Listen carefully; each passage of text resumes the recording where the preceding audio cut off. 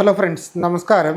നമ്മുടെ രക്തക്കുഴലുകളുടെ ആരോഗ്യത്തെ പറ്റിയിട്ട് നമ്മളിൽ എത്ര പേർ അവബോധവാന്മാരാണ് എന്ന് നമ്മൾ ചോദിച്ചു കഴിഞ്ഞാൽ പലരും പ്രമേഹത്തിന് വേണ്ടിയിട്ടും അല്ലെങ്കിൽ നമുക്കുണ്ടാവുന്ന രക്തസമ്മർദ്ദം മുതലായിട്ടുള്ള ഒട്ടനവധി രോഗങ്ങൾക്ക് വേണ്ടിയിട്ട് നമ്മൾ ഓവറായിട്ട് ചിന്തിക്കാറും ടെൻഷൻ അടിക്കാറുണ്ട്. പക്ഷേ ഒരിക്കൽ പോലും നമ്മുടെ രക്തക്കുഴലുകളുടെ ആരോഗ്യത്തെ പറ്റി ഒരുപാട് പേരും ചിന്തിക്കാറില്ല എന്നുള്ളതാണ് സത്യം.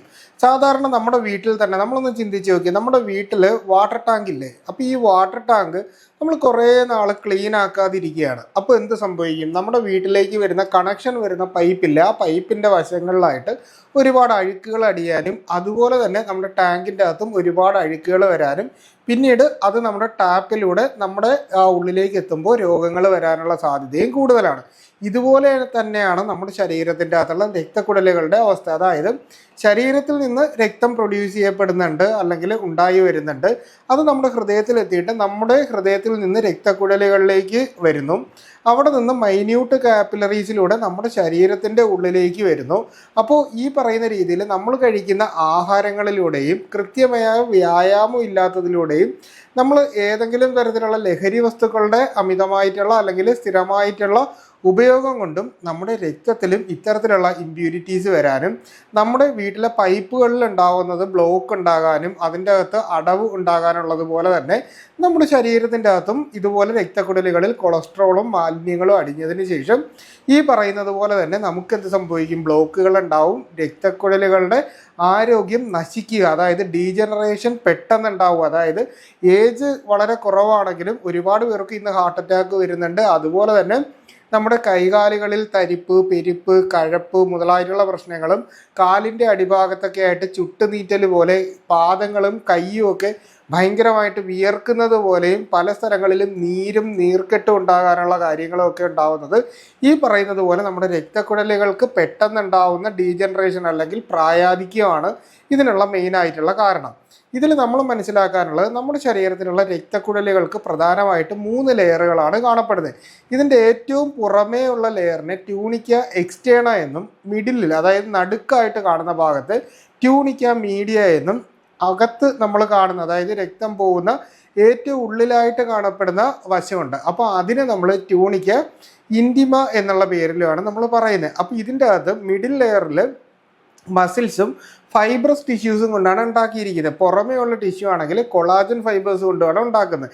അപ്പോൾ ഈ പറയുന്ന മിഡിൽ ലെയറാണ് എപ്പോഴും നമ്മുടെ ശരീരത്തിൻ്റെ അകത്ത് ഉണ്ടാകുന്ന വാസോ ഡയലറ്റേഷനും വാസോ കൺസ്ട്രിക്ഷൻ അതായത് നമ്മുടെ വെസൽസിന് ഉണ്ടാകുന്ന വീർക്കുകയും ചുരുങ്ങുകയും ചെയ്യുന്ന കോൺട്രാക്ഷനും അതുപോലെ തന്നെ റിലാക്സേഷനും നടക്കുന്ന ആ സെയിം പ്രൊസീജിയറിനെ കൺട്രോൾ ചെയ്യുന്ന. പക്ഷേ ഇതിൻ്റെ ഏറ്റവും ഔട്ടറായിട്ടുള്ള കൊളാജൻ ലെയർ എപ്പോഴും ബ്ലഡ് വെസൽസിൻ്റെ ആരോഗ്യം അതായത് ഇതിനെ സംരക്ഷിക്കുന്നതിന് വേണ്ടിയിട്ടാണ് ഉണ്ടാവുന്നത്. പക്ഷേ നമ്മുടെ തെറ്റായ ആഹാര വിഹാരങ്ങൾ കൊണ്ട് അല്ലെങ്കിൽ നമ്മുടെ ലൈഫ് സ്റ്റൈൽ രീതികൾ കൊണ്ട് ഉണ്ടാകുന്ന പ്രശ്നം എന്ന് പറഞ്ഞാൽ നമ്മുടെ അകത്തുള്ള ഈ മിഡിൽ ലെയർ വാസോ ഡയലറ്റേഷൻ അല്ലെ കൺസ്ട്രക്ഷൻ നടക്കുന്ന ആ മിഡിൽ ലെയറിലെ ഫൈബ്രസ് ടിഷ്യൂവിന് പെട്ടെന്ന് ഡാമേജ് വരും. എന്നാൽ ഔട്ടർ ലെയർ ആയിട്ടുള്ള കൊളാജൻ ഫൈബേഴ്സിന് ഭയങ്കരമായിട്ട് കട്ടി കൂടുന്ന അവസ്ഥ വരും. അപ്പോൾ സാധാരണ നമ്മുടെയൊക്കെ വീട്ടിൽ ഈ ഗ്യാസ് പോകുന്ന പൈപ്പില്ലേ, ഇത് കുറേ വർഷങ്ങൾ കഴിയുമ്പോൾ നമ്മളിത് എടുത്ത് നോക്കി ഇതിൻ്റെ പുറമേ ഉള്ള ലെയർ കട്ടിയായിട്ടും പിന്നെ നമുക്കിതിനെ വളയ്ക്കാനൊക്കെ വളരെ പ്രയാസമായിരിക്കും. ഇതേ അവസ്ഥ തന്നെയാണ് നമ്മുടെ രക്തക്കുഴലുകൾക്ക് ഉണ്ടാകുന്നത്. അപ്പോൾ ഇങ്ങനെ വരുമ്പോൾ എന്താണ് ഗ്യാസിൻ്റെ കുഴലിൽ എന്താ സംഭവിക്കുന്നത്? അതിൻ്റെ അകത്ത് വിണ്ട് കീറൽ പോലെ അല്ലെ വിള്ളൽ പോലെ വരും.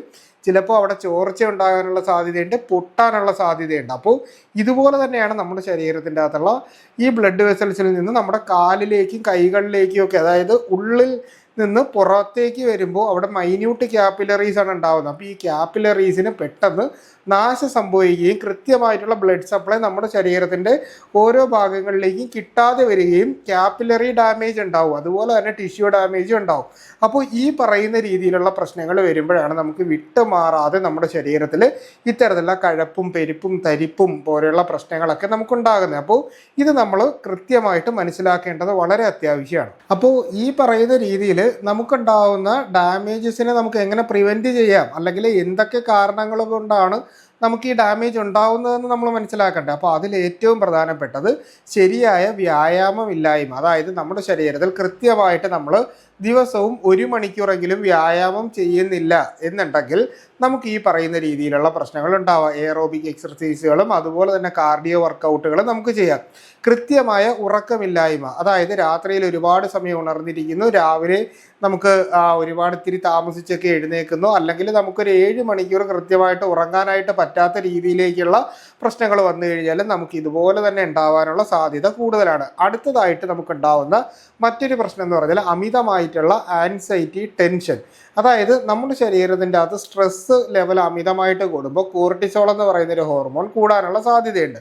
കോർട്ടിസോൾ കൂടുമ്പോൾ നമുക്ക് BP കൂടാനും അതുപോലെ തന്നെ ഇത്തരത്തിലുള്ള നമ്മുടെ രക്തക്കുഴലുകൾക്ക് അപകടകരമാകുന്ന രീതിയിൽ ഇത് ബാധിക്കാനും സാധ്യതയുണ്ട്. അപ്പോൾ നമുക്ക് പെട്ടെന്ന് മറ്റു രോഗങ്ങൾ വരാനുള്ള സാധ്യതയും വർദ്ധിക്കും. അപ്പോൾ ഈ ഒരു കാര്യം നമ്മൾ നന്നായിട്ട് മനസ്സിലാക്കും. പിന്നീട് മെയിനായിട്ട് ഇതിൻ്റെ അകത്ത് വരുന്ന മറ്റൊരു പ്രധാനപ്പെട്ട പ്രശ്നം എന്ന് പറഞ്ഞാൽ നമ്മുടെ ലഹരി വസ്തുക്കളുടെ ഉപയോഗമാണ്. അതിൽ തന്നെ ഏറ്റവും പ്രധാനപ്പെട്ടത് സ്മോക്കിംഗ് ആണ്. നമ്മുടെ നാട്ടിൽ പുകവലിക്കുന്ന ആളുകൾ, അതായത് 10 പേര് പുകവലിക്കുന്നുണ്ടെങ്കിൽ 7 പേർക്കും ഇത്തരത്തിലുള്ള ബ്ലഡ് വെസൽ റിലേറ്റഡ് ആയിട്ടുള്ള രോഗങ്ങൾ ഉണ്ടാവാനും ഹാർട്ട് അറ്റാക്ക്, സ്ട്രോക്ക് മുതലായിട്ടുള്ള രോഗങ്ങൾ വരാനുള്ള സാധ്യതയും വർദ്ധിപ്പിക്കുന്നുണ്ട്. അപ്പോൾ അതുകൊണ്ട് തന്നെ പുക വലിയൊരു പ്രധാനപ്പെട്ട കാരണം. അപ്പോൾ പലരും വിചാരിക്കും മദ്യപാനം അങ്ങനെയാണെങ്കിൽ കുഴപ്പമില്ലല്ലോ എന്ന്. പണ്ടൊക്കെ ചിലർ പറയാറുണ്ട് മദ്യപിക്കുന്നത് വല്ലപ്പോഴും ഒക്കെ ഉണ്ടെങ്കിൽ നമ്മുടെ ശരീരത്തിന് കുറച്ച് നല്ലതാണെന്ന്. സത്യത്തിൽ പഠനങ്ങൾ പ്രകാരം ഇത് തികച്ചും തെറ്റായിട്ടുള്ള ഒരു ധാരണയാണ്. മദ്യപാനവും നമുക്ക് ഇത്തരത്തിലുള്ള ടിഷ്യൂ ഡാമേജസ് ഉണ്ടാക്കാനുള്ളതിനുള്ളൊരു പ്രധാനപ്പെട്ട കാരണമാണ്. അപ്പോൾ അതുകൊണ്ട് ഇത്തരത്തിലുള്ള ദുശീലങ്ങൾ എന്തെങ്കിലും പുകയില ഉൽപ്പന്നങ്ങളുടെ ഏത് രീതിയിലുള്ള ഉപയോഗമാണെങ്കിലും നമുക്ക് ഇത്തരത്തിലുള്ള പ്രശ്നങ്ങളും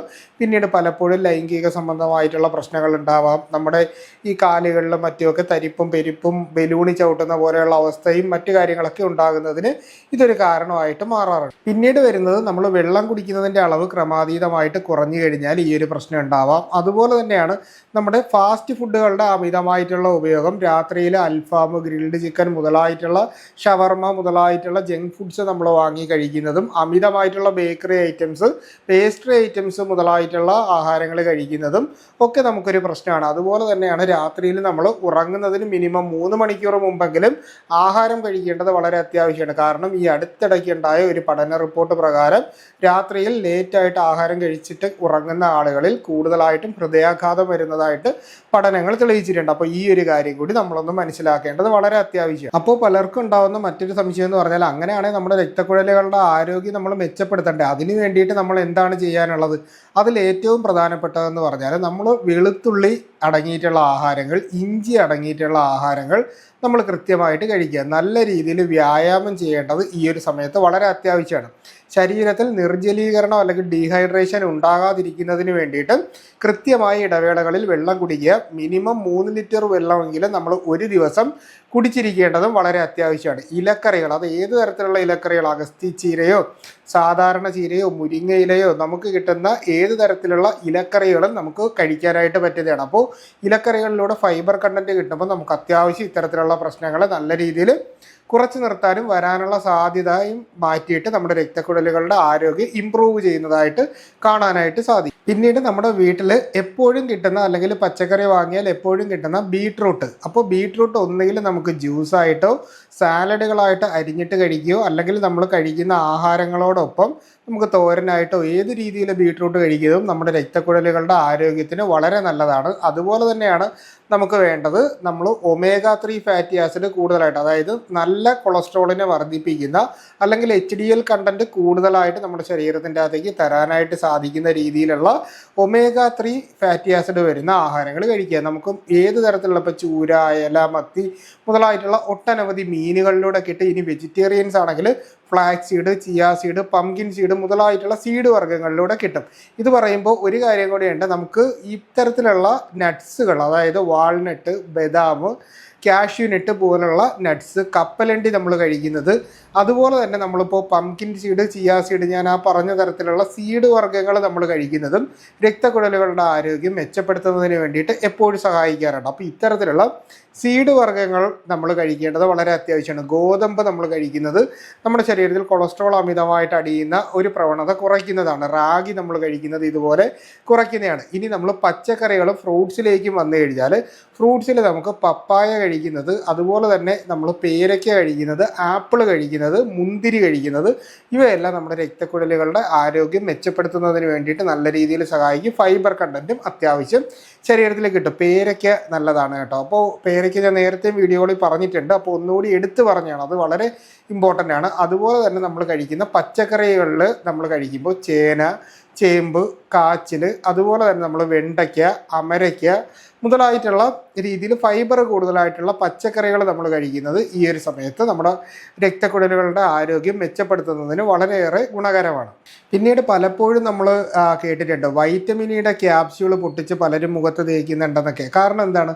നമ്മുടെ ഇലാസ്റ്റിക് ടിഷ്യൂവിനെ അത്യാവശ്യം ഹെൽത്തി ആയിട്ട് വയ്ക്കുന്നതിന് വേണ്ടിയിട്ട് ഇത് സഹായിക്കും. അപ്പോൾ സ്കിന്നിൻ്റെ ഇലാസ്റ്റികത കൊണ്ടുപോകുന്നത് പോലെ തന്നെ നമ്മുടെ ശരീരത്തിൻ്റെ അകത്തുള്ള ബ്ലഡ് വെസൽസിൻ്റെ ഇലാസ്റ്റിസിറ്റി മെയിൻറ്റെയിൻ ചെയ്യുന്നതിനും ഈ പറയുന്ന വൈറ്റമിൻ ഇ സഹായിക്കുന്നുണ്ട്. അപ്പോൾ ഈ പറഞ്ഞ ആഹാരങ്ങളിലൊക്കെ നമുക്ക് വൈറ്റമിൻ ഇ കിട്ടുന്നത് കൊണ്ട് തന്നെ വൈറ്റമിൻ ഇ കഴിക്കാം. ഇനി അത്യാവശ്യം നല്ല രീതിയിൽ വ്യായാമം ചെയ്യുക, കാർഡിയോ വർക്കൗട്ട് ചെയ്യുക, സ്വിമ്മിങ്, നമ്മൾ നീന്തൽ പോലുള്ള വ്യായാമങ്ങൾ, സൈക്ലിങ് പോലുള്ള വ്യായാമങ്ങൾ, വെയ്റ്റ് ലിഫ്റ്റിംഗ് ഒക്കെ നമ്മുടെ ഹൃദയത്തിൻ്റെ ആരോഗ്യത്തിനും ബ്ലഡ് വെസൽസിൻ്റെ ആരോഗ്യത്തിനും വളരെ നല്ലതാണ്. അപ്പോൾ ഈ പറഞ്ഞ രീതിയിലുള്ള ആഹാര ക്രമീകരണങ്ങളും വ്യായാമവും കൂടി കൊണ്ടുവന്നാൽ നമുക്ക് ഇത്തരത്തിലുള്ള ഒട്ടനവധി പ്രശ്നങ്ങൾ മാറ്റിയെടുക്കാനായിട്ട് സാധിക്കും. നമ്മുടെ രക്തക്കുഴലുകൾ എപ്പോഴും ചെറുപ്പത്തോടെ നിലനിർത്താനും നല്ല രീതിയിൽ പമ്പിങ് നടക്കാനും ഇത് സഹായിക്കുന്നുണ്ട് എന്നുകൂടി പറയുകയാണ്. അപ്പോൾ ഈ ഒരു വിഷയവുമായി ബന്ധപ്പെട്ട് എന്തെങ്കിലും സംശയങ്ങളുണ്ടെങ്കിൽ കമൻ്റായിട്ടോ നമ്മുടെ വാട്സാപ്പിൻ്റെ നമ്പറിലോ ചോദിക്കുക. കൃത്യമായിട്ടുള്ള റിപ്ലൈ നിങ്ങൾക്ക് കിട്ടുന്നതായിരിക്കും. അപ്പോൾ ഇത്തരത്തിലുള്ള പുതിയ പുതിയ അറിവുകളായിട്ട് മറ്റൊരു അവസരത്തിൽ കണ്ടുമുട്ടാം. അതുവരെ എല്ലാവർക്കും ഗുഡ് ബൈ.